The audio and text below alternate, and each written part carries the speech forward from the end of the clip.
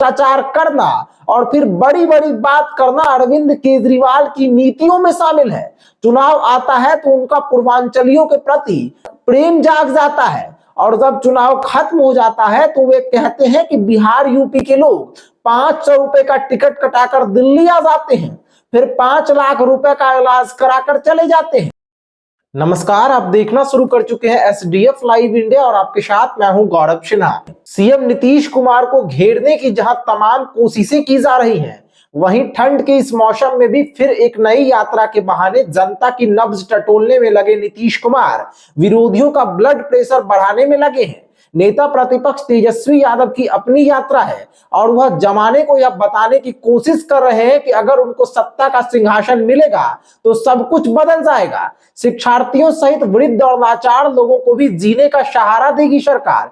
किनके वादे और दावे पर भरोसा कर जनता उन्हें सरकार बनाने का मौका देगी और अगले सीएम कौन होंगे, यह कहना तो शायद बहुत कठिन है। राजनीति को करीब से समझने वालों का कहना है कि थोड़ा धैर्य रखना होगा, लेकिन वर्तमान समय में 70वें बीपीएससी परीक्षा को रद्द करने की मांग को लेकर जिस तरह बिहार की राजनीति गरमाई हुई है, उसे देखकर यह कहा जा सकता है कि इसका क्रेडिट लेने में काफी हद तक पीके सफल हो गए।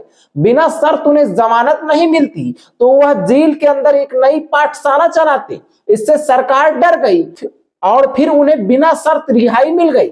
कोर्ट के फैसले का हम सम्मान करते हैं और सबको करना भी चाहिए, लेकिन 70वीं बीपीएससी की परीक्षा को रद्द करने की याचिका को सुप्रीम कोर्ट ने रद्द कर राजनीति करने वालों को एक तरह से संदेश भी दे दिया कि इससे बेखबर सीएम नीतीश कुमार ने अपनी पार्टी जदयू को बिहार से बाहर विस्तार देने के लिए दिल्ली विधानसभा चुनाव को लेकर बड़ा प्लान तैयार कर लिया है। जदयू और बीजेपी के बीच सीटों को लेकर समझौता तो नहीं हुआ है, लेकिन ऐसी संभावना है कि जदयू दिल्ली विधानसभा चुनाव में बुराड़ी, संगम बिहार और सीमापुरी सहित पूर्वी दिल्ली के कुछ सीटों पर दावा ठोक सकती है। जदयू चिन्हित सीटों पर बिहार के ही लोगों को उम्मीदवार बनाने पर गंभीर मंत्रणा कर रही है। वैसे जदयू द्वारा कुछ सीटों को लेकर फीडबैक ले लिया गया है और चिन्हित सीटों पर भाजपा के साथ मिलकर अंतिम निर्णय लिया जाएगा। बात अलग है कि 2020 के चुनाव में भी बीजेपी ने जदयू को 2 सीटें दी थी, लेकिन एक भी सीट पर जदयू जीत का पताका नहीं लहरा सकी थी। 2015 में भी जदयू दिल्ली में चुनाव लड़ी थी, बावजूद एक सीट पर भी जदयू को जीत नहीं मिली थी, जबकि उसके पहले 2010 में 4 सीटों पर चुनाव लड़ने वाली जदयू 3 सीटों पर जीती थी। 2015 और 2020 के चुनाव में जदयू के पिछड़ने का क्या कारण रहा, यह स्पष्ट तौर पर कोई कहना नहीं चाहता है, लेकिन इस बार के दिल्ली विधानसभा चुनाव में जदयू बिहार के लोगों को ही प्रत्याशी बनाकर अरविंद केजरीवाल को झटका देने की मुहिम पर काम कर रही है। कहा जा रहा है कि बिहार में होने वाले विधानसभा चुनाव के पहले दिल्ली चुनाव भी जदयू के लिए बेहद अहम बन चुका है। इस चुनाव में भाजपा और एनडीए के अन्य घटक दलों के साथ मिलकर नीतीश कुमार दिल्ली में एनडीए को एक बड़ी जीत दिलाते हुए यह संदेश देने की कोशिश करेंगे कि वह बिहार में कितनी उपलब्धियां बटोरे हैं। अगर इस बार के दिल्ली विधानसभा चुनाव में जदयू को 2-4 सीटें मिल जाए तो शायद नीतीश कुमार बिहार के लिए बड़ा संदेश देना चाहेंगे। सीएम नीतीश के खासमखास और केंद्र की मोदी सरकार में मंत्री ललन सिंह ने दिल्ली चुनाव को लेकर बड़ा संकेत भी दिया है।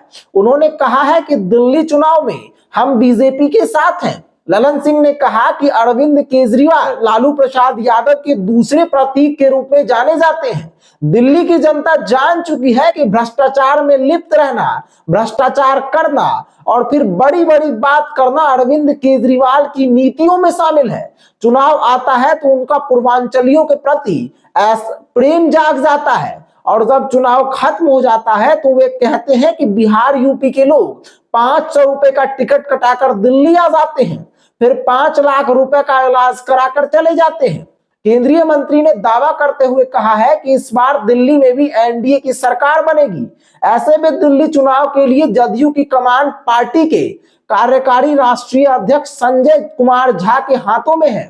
दिल्ली विधानसभा चुनाव में किन किन सीटों पर जदयू अपने उम्मीदवार को चुनावी मैदान में उतारेगी, यह कहना तो फिल वक्त मुश्किल है। लेकिन दिल्ली विधानसभा चुनाव के तारीखों की घोषणा करते हुए चुनाव आयोग ने आज प्रेस कॉन्फ्रेंस कर बताया है कि एक ही चरण में इलेक्शन कराए जाएंगे।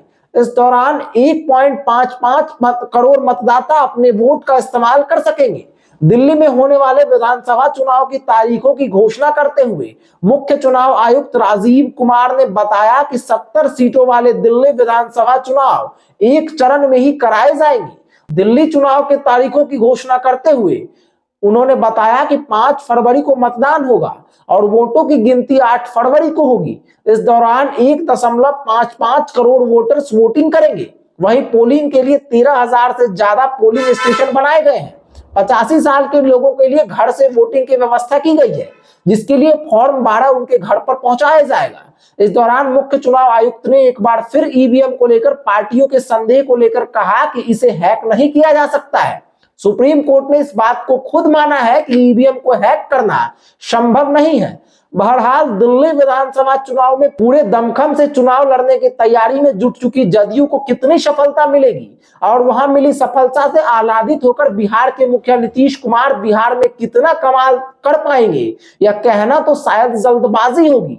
लेकिन इतना तय है कि अब तक बीजेपी के साथ चल रहे नीतीश कुमार ने अगर फिर पलटी नहीं मारा तो तेजस्वी यादव के लिए बिहार में सरकार बना पाना इसीलिए भी मुश्किल होगा, क्योंकि उन्हें न केवल सरकार से निपटना होगा बल्कि जनसुराज के सूत्रधार प्रशांत किशोर को भी पछाड़ना होगा, क्योंकि पिछले कई माह तक पदयात्रा कर आम मतदाताओं का नब्ज टटोलने की कोशिश में लगे जनसुराज के सूत्रधार प्रशांत किशोर को इस बात का भान हो चुका है कि आपदा विपदा के समय जनता से कटा रहकर महज ट्वीट और फेसबुक के सहारे सत्ता पे राज नहीं किया जा सकता है। ऐसे में देखना दिलचस्प होगा कि आगे आगे होता है क्या। एसडीएफ न्यूज ब्यूरो, धन्यवाद।